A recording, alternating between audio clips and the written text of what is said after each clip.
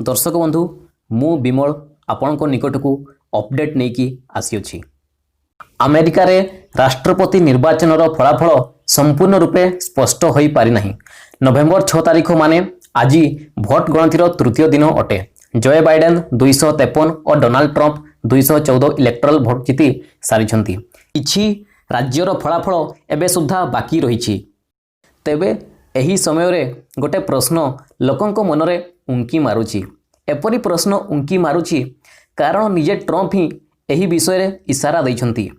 सही प्रश्नटी हेउची जदि ट्रंप निर्वाचन रे हारि जांती एवं से व्हाइट हाउस छाड़ीबा को मना करंती ताहले कोन हेबो। तेबे आसंतु जानिबा परंपरा कोन अछि।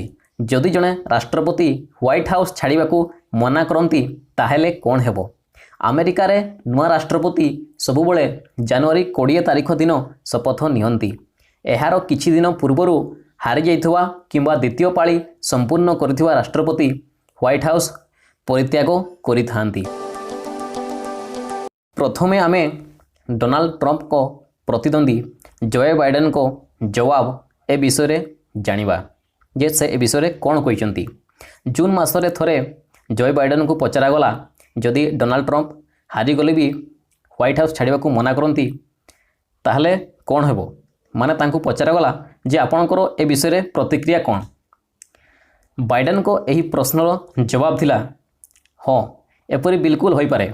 माने से मध्य कहिथिले जे एमती हेई पारे किंतु जदि एपरी हुए तबे सेना तांको सेठारो जबरदस्ती बाहर कर देबो।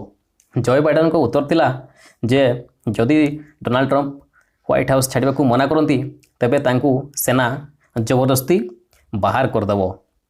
Chairman of joint chief of staff Mark मिलेंको अनुसार आमे केबे भी चाहिबानी कि सेनार व्यवहार निर्वाचन मामला रे हस्तक्षेप रे व्यवहार हेउ। जदि एमिति हुए तबे कोर्ट एवं अमेरिकार कांग्रेस एहार समाधान बाहर करिवे। अमेरिकार राजनीतिक इतिहास रे एपरी केबे भी हेई नहीं जेते बेले कि जणे हारि जाइथवा राष्ट्रपति व्हाइट हाउस छाड़ीबा को मना कर दैछंती। एथर ट्रंप को कार्यकलाप एवं बयान को मिसैकी देखा जाउची। एथिपाई किछि आशंका निहाती रहिछि। तेबे मामला सुप्रीम कोर्ट पर्यंत जाई पारे। दर्शक बंधु जदि आपन को एही भिडियोटी भलो लागि थाए तेबे लाइक और शेयर निहाती करिवे। आउ कमेंट बॉक्स रे निजर मंतव्य मध्य देबे। आउ चैनल टी को सब्सक्राइब करने को जमारू भूलिबेनी। थैंक यू बहुत बहुत धन्यवाद। नमस्कार।